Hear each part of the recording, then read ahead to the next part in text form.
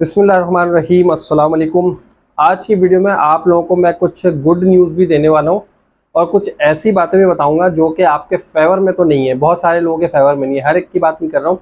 लेकिन जो हकीकत है हमें उसे वो सुनना भी चाहिए और उसे हमें तस्लीम भी करना चाहिए कि यही हकीकत है। तो क्या गुड न्यूज़ है और कौन सी ऐसी बात है जो आप लोगों के फेवर में नहीं है, आइए मैं आपको लेकर चलता हूँ अपनी वीडियो की तरफ और आप लोगों को डिटेल में सारी बातें बताता हूँ।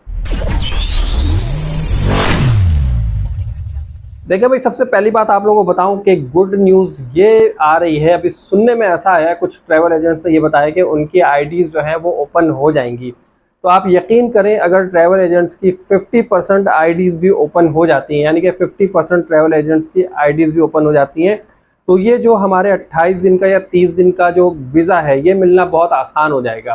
क्योंकि अभी हुआ ये है कि जितनी आईडीज़ बंद हुई हैं, सारे ट्रैवल एजेंट भी परेशान है, हाथ पे हाथ रख के बैठे हैं, सर पे हाथ रख के बैठे और दिन रात यही सोच रहे हैं कि आखिर हम क्या करें, किस तरह से लोगों को वीज़ा दें। क्योंकि वहाँ पर उनके भी पैसे फंसे हुए होते हैं, उन्होंने भी होटल बुक करा लिया होता है, उन्होंने भी जो ट्रांसपोर्ट बुक करा ली होती है, शिरकों के पैसे दे दिए होते हैं। तो इन तमाम चीज़ों को लेकर ट्रैवल एजेंट्स भी परेशान हैं।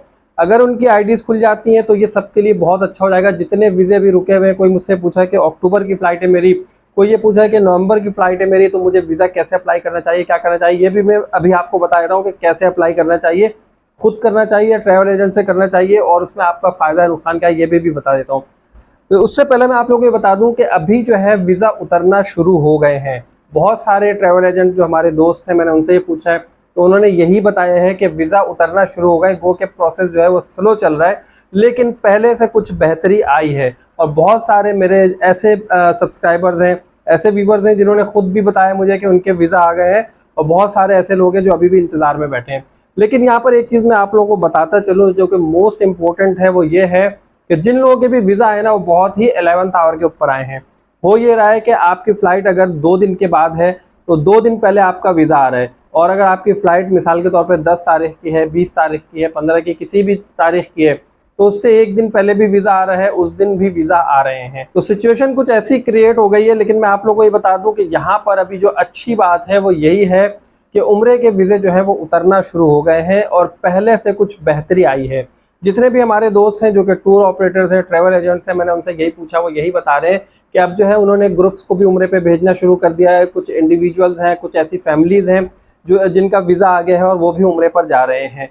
वो क्या ऐसा भी हो रहा है कि अगर किसी एक फैमिली में 4 से 5 फैमिली मेम्बर्स या 2 भी हैं या 3 भी हैं और वो उम्रे पर जा रहे हैं, तो किसी एक का वीज़ा आज आ रहा है, किसी एक का 1 दिन के बाद आ रहा है, किसी का अभी आ गया, किसी का 1 हफ्ते के बाद आ रहा है। तो ये वाला जो प्रोसेस है ना, ये चल रहा है। तो इसमें परेशान होने की ज़रूरत नहीं है कि भाई अगर हम दो वाइफ और हस्बैंड हैं, वो दोनों उम्रे पर जा रहे हैं, तो अगर वाइफ का वीज़ा आ गया और हस्बैंड का नहीं आया तो हस्बैंड परेशान हो रहा है कि यार मेरा वीज़ा क्यों नहीं आया। तो आपका वीज़ा जो है वो आ जाएगा। आपको थोड़ा सा तहम्मुल की ज़रूरत है क्योंकि अब प्रोसेसिंग पहले से बेहतर हो गई। तो ये यहाँ तक की गुड न्यूज़ है। दूसरी बात ये है कि भाई मैंने बताया ना कि कौन सी कैटेगरी है जिसके वीज़े आना शुरू हो गए, वो ये वाली कैटेगरी है। और ये जो वीज़े आ रहे हैं आप लोगों को बता दूं, जिनका जो 28 दिन वाला वीज़ा है, 1 महीने वाला, ये वो वीज़ा आ रहा है। 3 महीने वाले वीज़े अभी बिल्कुल भी नहीं आ रहे, जो कि फैमिली विजिट वीज़ा कहलाता है, वो अभी बिल्कुल भी नहीं आ रहा है। उसके बारे में देखें, होल्ड नहीं है या किसी तरह से ब्लॉक नहीं है या उसको जो है उन्होंने बंद नहीं किया हुआ है। वो वीज़ा अप्लाई तो कर रहे हैं लोग, लेकिन अभी वहाँ से रिस्पॉन्स नहीं आ रहा, वो वीज़े उतरना नहीं शुरू है, वो ऑन होल्ड है सिस्टम में।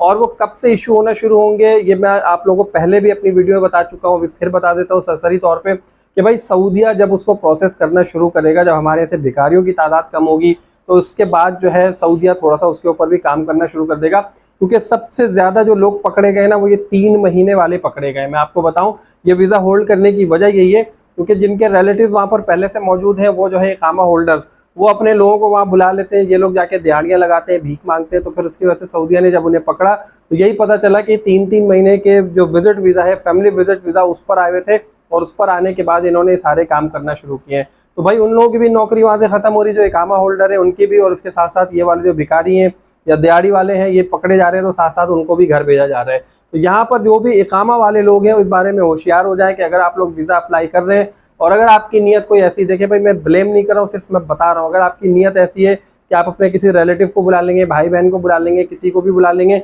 और बुलाने के बाद जो है वो दिहाड़ियाँ लगाता फिरे या अल्लाह ना करे भीख मांगता फिरे, तो उसमें जो है फिर आपकी भी नौकरी जाएगी, आपका भी इकामा कैंसिल हो जाएगा और आपको जो है डिपोर्ट कर दिया जाएगा। यहाँ तक ये बात आपको समझ में आ जानी चाहिए। दूसरी बात बहुत सारे दोस्तों ने क्वेश्चन ये किया कि भाई मैं जो हूँ मैंने टिकट ले ली है और अब मैं ये चाहता हूँ कि मैं अब वीज़ा अप्लाई करूँ, तो वीज़ा अप्लाई करने के लिए क्या मैं ट्रैवल एजेंट से कराऊँ, मैं खुद से करूँ, कैसे करूँ, और अगर मुझे होटल लेना है तो कौन सा लेना है, क्या मैं होटल खुद से बुक कराऊँ, और अगर ट्रांसपोर्ट है तो कैसे। भाई इसका आसान सा हल मैं आपको बता दूं कि अभी भी ट्रैवल एजेंट से अगर आप काम कराते हैं तो आपको अभी भी उम्रा सस्ता पड़ेगा। अगर आप खुद से करते हैं तो मैंने खुद पर्सनल एक्सपीरियंस किया है, आपको खुद से उम्रा महंगा पड़ेगा, क्योंकि आपके पास जो है ना आपकी क्या कहते हैं वहाँ पे बातचीत नहीं है जो कि होटल वाले हैं या वहाँ पे जो शिरका कंपनीज हैं जो कि वीज़ा इशू करती हैं। ट्रैवल एजेंट्स की वहाँ पे जो है ना बातचीत है, या क्या कहना चाहिए, जैसे हम कहते हैं ना आम जुबान में कि टाके फिट है, तो वहाँ पर उनके टाके फिट होते हैं, उन्हें पता होता है कि कौन से पैसे कहाँ से बचाए जा सकते हैं। तो यहाँ पर अगर आपको सेविंग करनी है तो आप ट्रैवल एजेंट से अपना ऑनेस्ट ट्रैवल एजेंट जो है उससे आप अपना उम्रे का जो है वो पैकेज लें। इंडिविजुअल करेंगे, फैमिली का करेंगे, कुछ भी करेंगे तो आपको यहाँ पर बहुत ज़्यादा कॉस्ट पड़ जाएगी। आपको कम से कम भी जो है एक उम्रे के पैकेज पे कोई 30 से 50 हज़ार रुपये का डिफरेंस आएगा अगर आप खुद से करते हो, ट्रैवल एजेंट से नहीं कराते हैं। लेकिन अगर आप जो है ट्रैवल एजेंट से कराते हैं तो आपको 30,000 से 50,000 के दरमियान पैसे आपके बच सकते हैं एक उम्रे के पैकेज पे। अच्छा, यहाँ पर एक चीज़ और जो लोगों का बहुत ज़्यादा क्वेश्चन होता है कि यार जब मेरा वीज़ा आया है तो उसके ऊपर जो है 90 डेज लिखा हुआ है, तो क्या 90 दिन का वीज़ा है?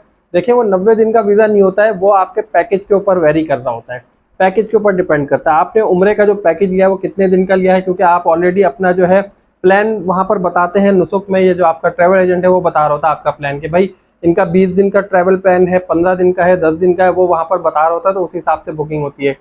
90 दिन का ही वीज़ा आता है जो भी आता है, लेकिन 90 दिन जो है ना उसकी वैलिडिटी होती है कि इस तारीख से लेकर इस तारीख के दरमियान ये वीज़ा यूज़ किया जा सकता है।